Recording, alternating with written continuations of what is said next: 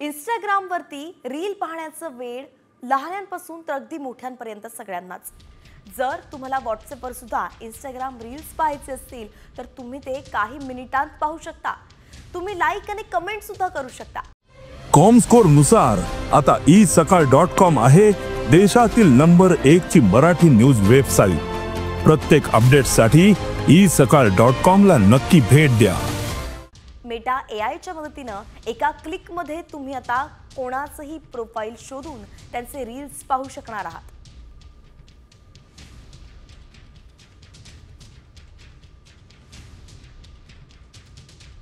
कशी असणार ही प्रोसेस तर तुमच्या स्मार्टफोनवरील व्हॉट्सअप उघडा। मेटा एआयच्या निळ्या वर्तुळावरती क्लिक करा।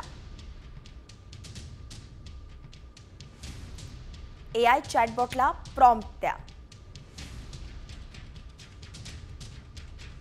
एखाद्या प्रोफाइलचं नाव सांगत तसं प्रॉम्प्ट द्या।